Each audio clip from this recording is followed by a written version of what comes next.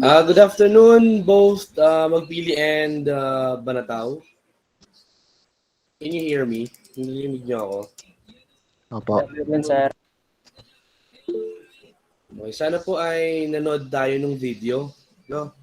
So, before we start with our discussion, I let you watch those two videos just for you to have the prior knowledge or yung background. We may start with our recording. Naka-record na pala. Sorry. Um, Gusto ko lang na magkaroon kayo ng background knowledge about sa magiging focus ng discussion natin for this day. So, from the video, tingin nyo, ano yung focus natin? Based from those two videos, our topic will revolve around, anyone from Magpili and Banataw? You may raise your hand na kung gusto nyo pong yan. Si Lancelot ay sumagot na it's about ARMM or the Autonomous Region or Muslim Mindanao na ngayon ay tinatawag ng from ARMM it became, what's the name of ARMM today? To BARMM. Ano yung letter B dun sa BARMM? Ano yung salitang dinagdag? Yes, very good, Daphne. The term Bangsamoro. Actually, class, that term is referring to those are two words na kinumbine para mabuo. The words are bansa or bangsa and moro. Moro means Muslim and bansa means nation. Kaya pag pinagsama ay nation of Moro. Naintindihan? We're not saying na this is about the whole Mindanao. We're just pertaining to the areas occupied by yung MM. Muslim areas, no? Ano pa yung nakuha ninyong information about sa video? Especially dun sa second one. That was a very informative video about BARMM. Ano mga information yung naka-indicate doon? Ano-ano yung mga provinces na kasama sa ARMM tsaka BARMM? Can you name some?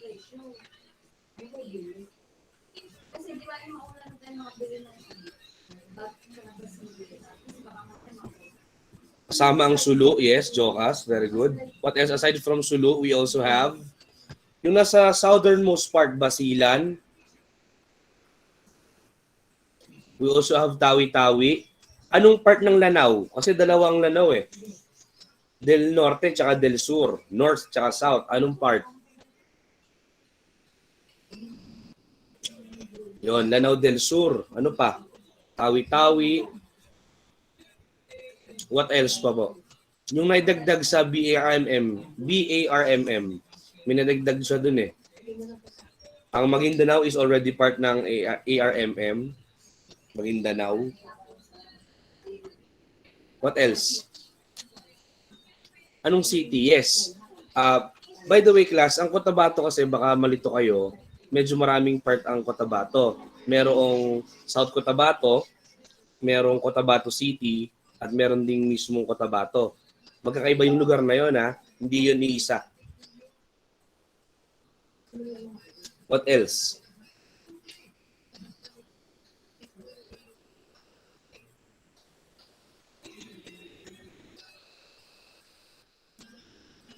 Yan, Basilan. Kasama rin ng Basilan. Very good team. Aside from the area na part ng BARMM, ano yung mga indigenous tribe na namubuhay doon? Ano-anong mga ethnic groups or mga lumad groups ang nandiyan? Na nakatira dyan sa Maguindanao, nasa Tawi-Tawi, nasa Sulu. Sila yung tinatawag na Sa unang video to unang video. Yes, nandiyan ang mga Tausug. What else? Mga Maranao. Ano pa? Yung mga Sea Gypsy, yung mga nomadic people daw, yung nakakatira sa, mga Badyaw. Yan, very good. Badyaw yon. Ano pa? Letter Y. Mga yakan.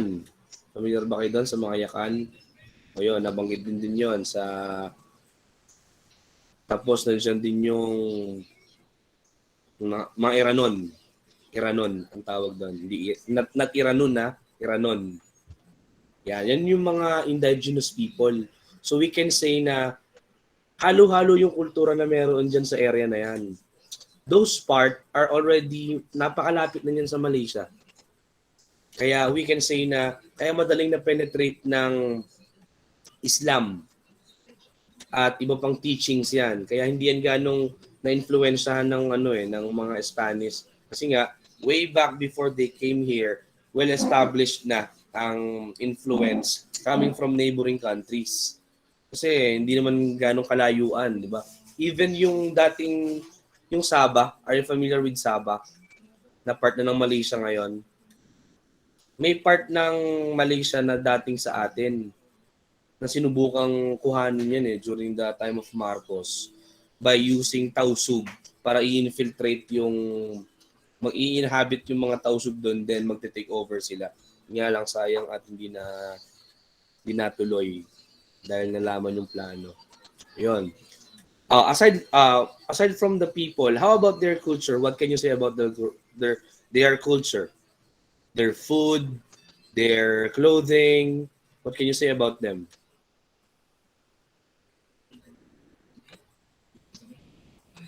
Banataw, magpili. Ano masasabi nyo dun sa kultura na mayroon sila? Very decorative, di ba? Napaka-colorful nung nila. Yung design nila, ang tawag doon class ay batik.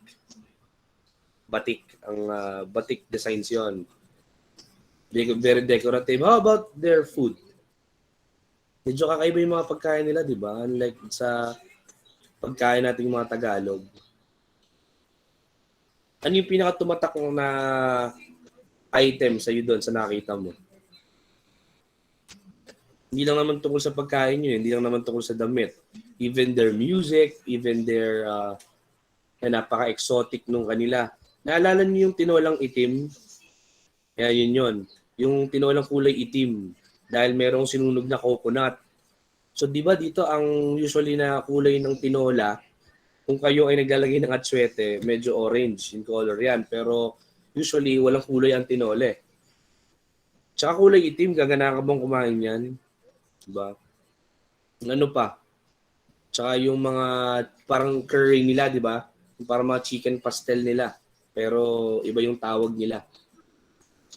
So they are, even their food is influenced by neighboring countries.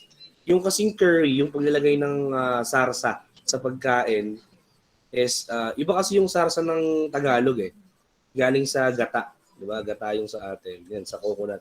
Sila din, same kaso nga lang, iba yung kulay sa kanila. Pansinin niyo, parang Indian food yung kinakain dyan sa bandang sa mga Mindanao, sa bandang Mindanao. Pero let us now take these people papuntang Luzon. Sa ating mga Tagalog, ito ay personal question na. Ano ba ang tingin natin sa mga taga Mindanao, especially kung sila ay Muslim? Ano yung kadalasang naririnig ninyo coming from people na taga rito sa Luzon? Ang mga Muslim, ang mga taga Mindanao ay maaring terorista. Yan, isa yan sa mga stereotype na binibigay natin. Legal wives, maraming asawa, especially yung kalalakihan, di ba? Ang tawag daw doon ay harem. Harem. Si Kiro kasi taga Mindanao di ba, Kiro? Ito ay ano lang, stereotype yun, no? Yan. Stereotype to. Muslim ka ba, Kiro? Hindi ka naman Muslim. Yun, meron silang ano. Ito kasi ang sinasabi natin, although talagang medyo nakaka-offend talaga. Kasi ang mga Tagalog, hindi natin mayayalis sa kanila na because it is being portrayed by media. Yan ang pinakikita ng media Di ba? Na ang Muslim palaging hindi lang sa Pilipinas, not only in our country, but also the image of Muslim all over the world is somehow inflicting fear.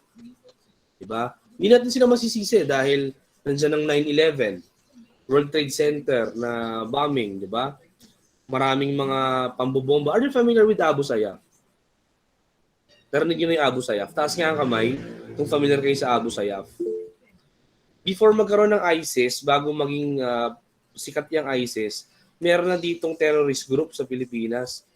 Yung Jemaah Islamiyah at saka yung Abu Sayyaf. Diba? Yung Abu Sayyaf kasi, breakaway group lang yan. Galing dun sa tinatawag naman na MILF. Meron kero sa bukid na ano? Meron dun na ano? MILF.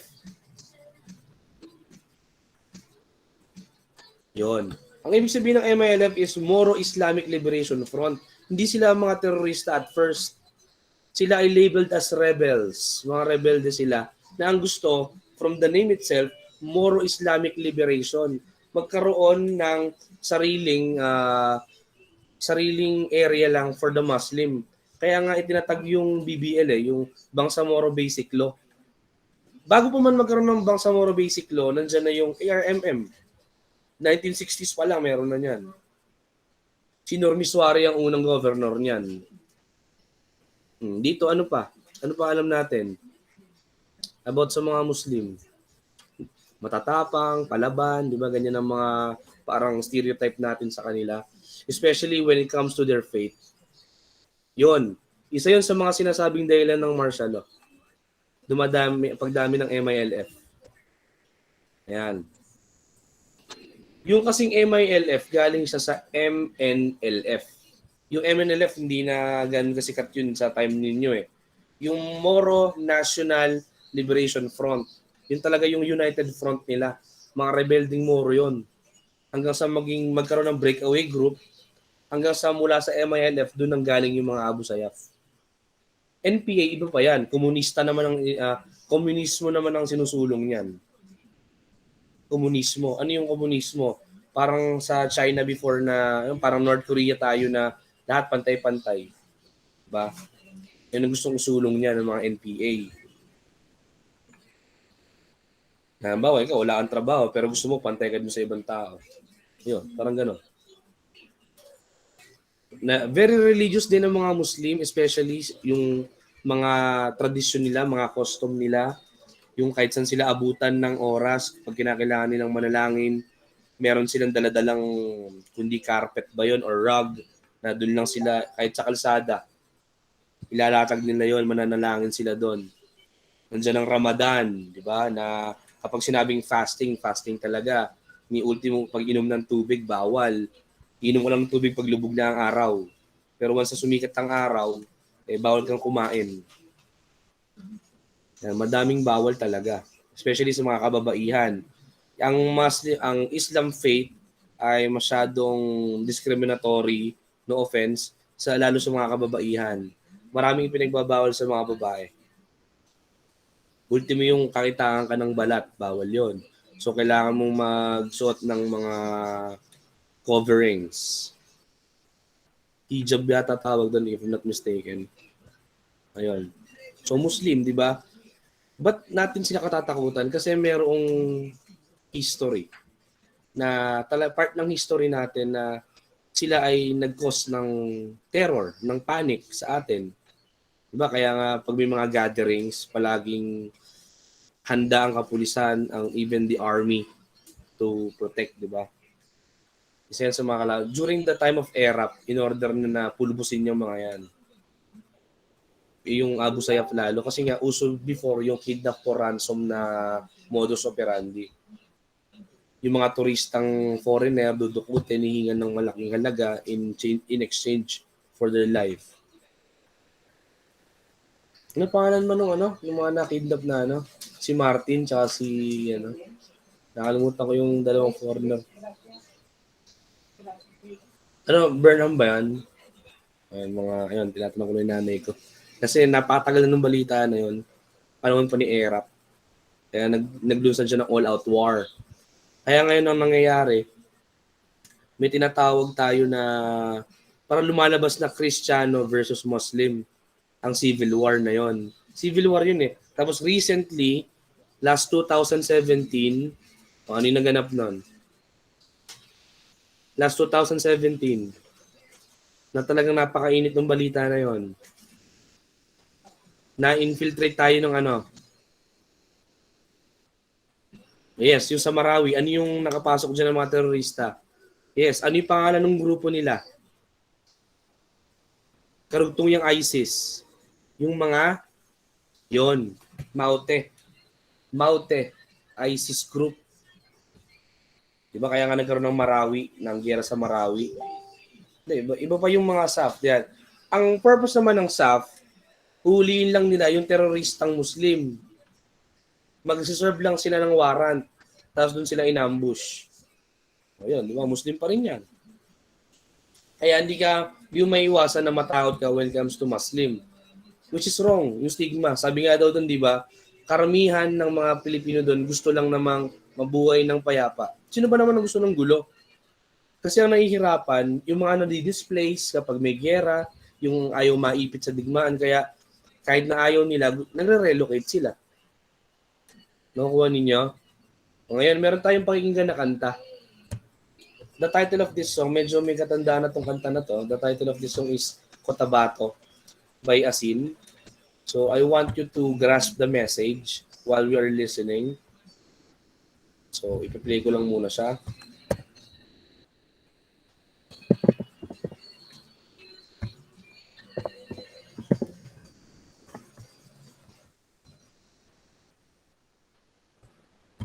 Ayan, ipi-play ko na muna siya.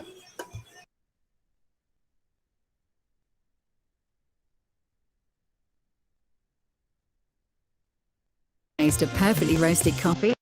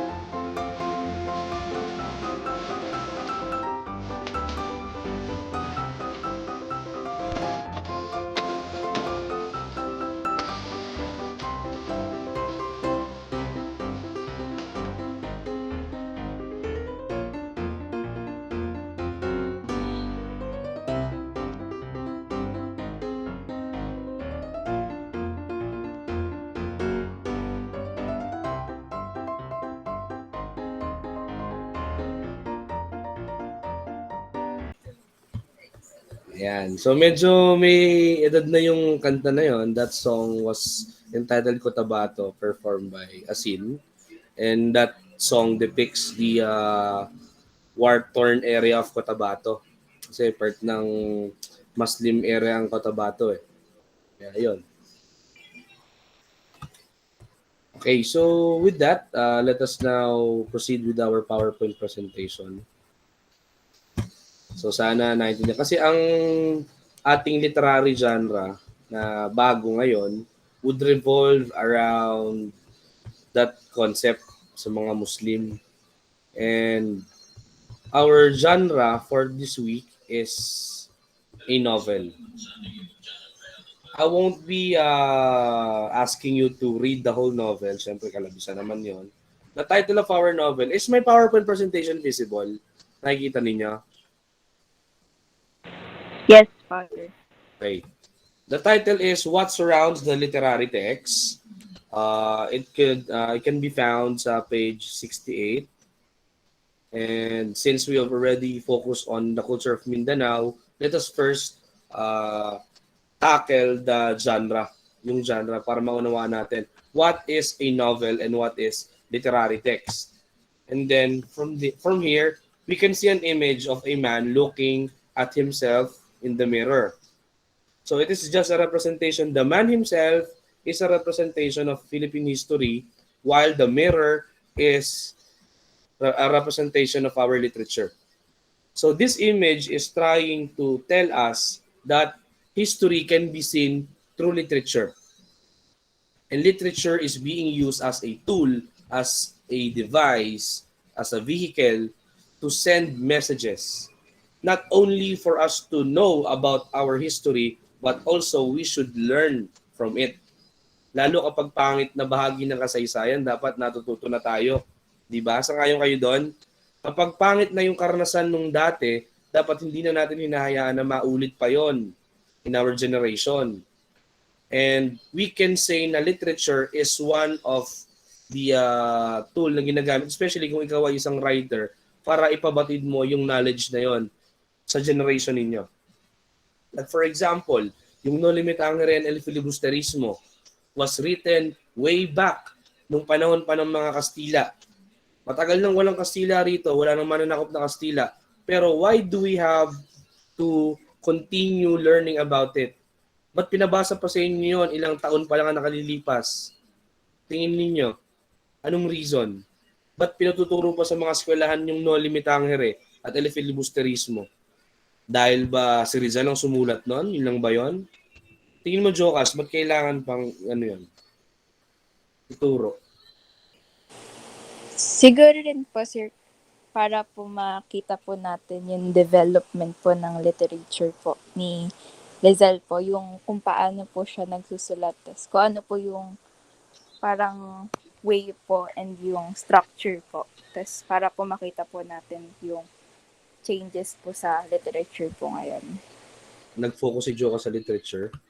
Pero ang gusto ko kasing sabihin sa inyo dito is kung kayo ay familiar sa mga events within that novel, kung kilala niyo si Crisostomo Ibarra at yung kanyang mga misfortune, plus yung iba pang mga naging sagabal sa mabuting adikain niya, si Padre Damaso, sila Salvi, yung mga Guardia Civil at iba pang mga opisyalis na mga pawang mga Espanyol. He wanted to relate to us a rendition of reality nung mga panahon na yon, pero in a creative way. So masasabi natin na, yes, that is history. Ganyan tayo dati. Ano na ngayon? At dapat matuto na tayo na once na there are abuses, there's oppression, we should not tolerate it. Unlike kasi before, wala tayong kakayahang lumaban eh. Ngayon, meron eh. We have all the freedom that we could exercise. According to Howe, Philippine history is closely intertwined with Philippine literature. Mahigpit na magkaakibat yung dalawa na yan, which constantly intervenes through imaginative articulation of the nation's predicament. We're not only talking about pre-colonial to post-colonial era to, no. Even yung mga nangyari kahapon, kanina, last week, last month, last year. They're all part of our history. And they could be embedded or they could be used as theme sa mga gagawing tula, sa mga ginawang nobela, or even sa mga short story na gagawin. Diba? Like for example, yung mga previous lessons natin. Naalala ninyo yung tungkol sa martial law? Yung kay Marcos? Tingin niyo bakit marami pa ring mga Filipino ang believe kay Marcos? Tingin niyo lang. Meron ba ditong believe kay Marcos? At may planong suportahan si BBM? Hindi ko yun ite-take against you. No, be honest lang. Merong supporter ni Marcos dito. I would not spark a debate. Pero ang nangyayari kasi, hindi nyo napapansin sa social media, napakainit na laban yan. Hindi naman yung dalawang kandidato yung naglalaban supporters nila. At bakit ganon? Matunog na matunog yung pangalan ng dalawa. Sa yaman ng Marcos. Na may mga facts, may mga proof and evidences na pinapresent. Pero why do we keep on turning a blind eye doon? Sabi nga, di ba dapat matuto na tayo sa nakaraan? Bakit natin nahayaan ulit mangyari yung ganon? Sobrang dumi ng politika ngayon sa Pilipinas to the point na ako mismo personally, wala akong planong iboto kahit sa sino man. Wala akong pakialam kung Lenny ka, wala akong pakialam kung BBM ka. Pare-pareho lang may mga political agenda yung mga yan. Kaya gusto nila ng posisyon. No? Ganun kadumi ang politika sa Pilipinas. Pero since martial law pinag-uusapan natin dito, ginamit yung tula before para ipakita in a imaginative way. Ano ba yung suffering sa mga tao noon? Para daw silang tinanggalan ng laya, tinanggalan ng pag-asa. Diba? Habang yung tyrant noon ay nagpapakasasa. Hindi lang naman sa martial law. Yung mga bagyo na dumaan, di ba? Meron tayong tula tungkol sa bagyo na nangyari noong 2013. Meron din tayong tungkol sa pagputok ng bulkan noong 1991. Meron ding tungkol sa mga pangyayari. Kung naalala niyo yung tinatawag nating local color class, na yung pag sinasabi natin na nilalagyan ng local color nung author yung isang literary device or literary piece para magkaroon, hindi lang ng basta kulay, basta para makarelate yung mga tao. Meron tayong geographical color when it comes to setting, di ba? Meron tayong historical color kapag may mga references na ginagamit, mga context na ginagamit para maunawaan mo na nangyari in the past. Meron tayong socio-cultural or cultural color. Ano ba yung nangyayaring kultura sa lipunan?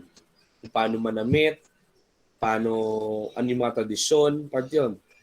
Even in linguistic, even ng language ay may color. Okay? Next tayo.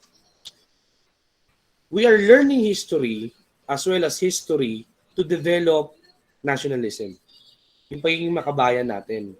At ang pagiging makabayan, hindi lang sapat na alam mo yung nangyari nung nakalipas. It is not enough to be knowledgeable about it.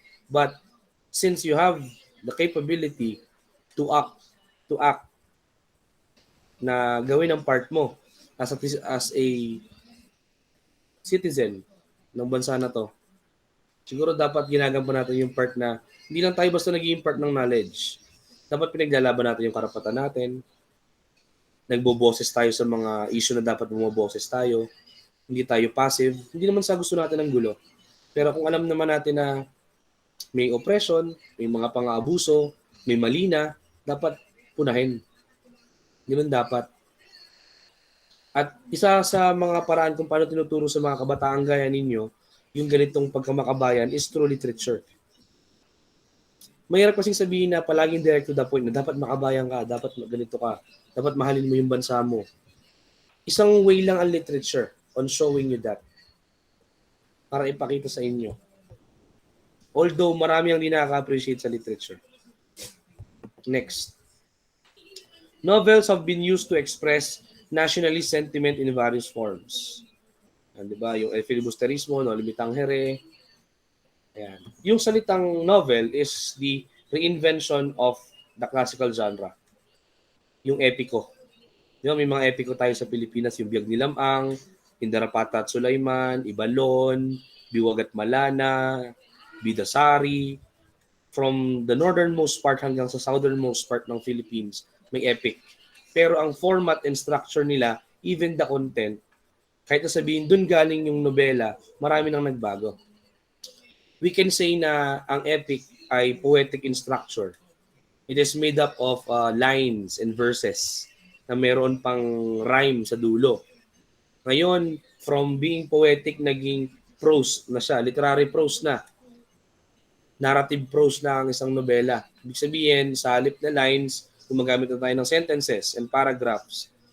Kung dati mga epiko tungkol sa mga adventures and heroism of the main character, ngayon iba na. Ang ginagawang topic na is yung contemporary reality. Ano ba nangyayari sa contemporary period natin? Ano ba yung mga issues na nagsusulputan? Ano ba yung mga dapat na i-address na problema ng lipunan? Ginagamit yon as topic para sa mga nobela ngayon. Hindi lang naman puro romance yan eh. Hindi naman puro pagmamahalan ang ginagawang topic. Although, isa yon sa mga pinakasikat na topic pagdating sa literature, love. Kasi nga love is a universal language eh. Walang makakaintindi ka ng pagmamahal.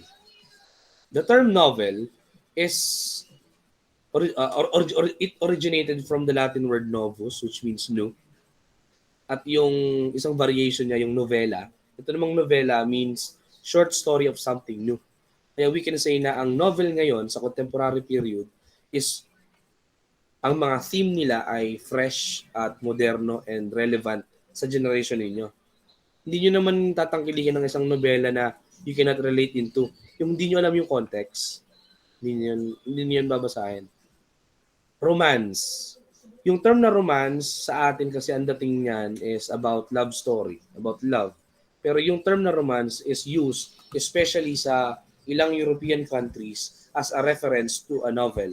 Pag sinabing he had just written a romance. Ganyan. Ibig sabihin, nobela yung tinutukoy na yun.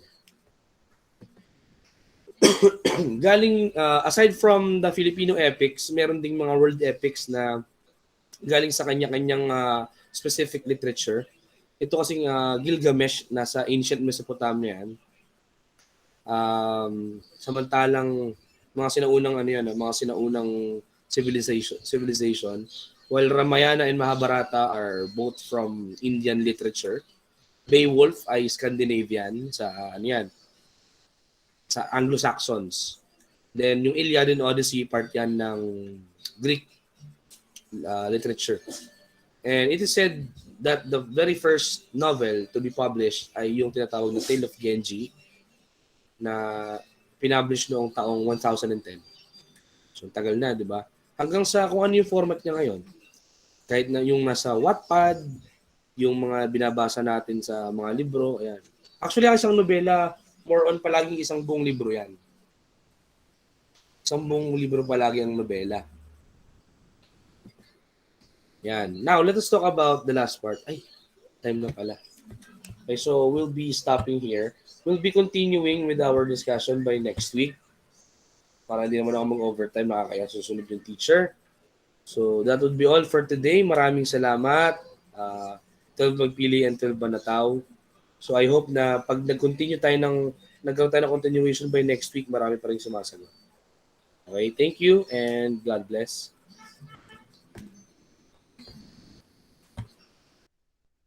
Thank you, sir.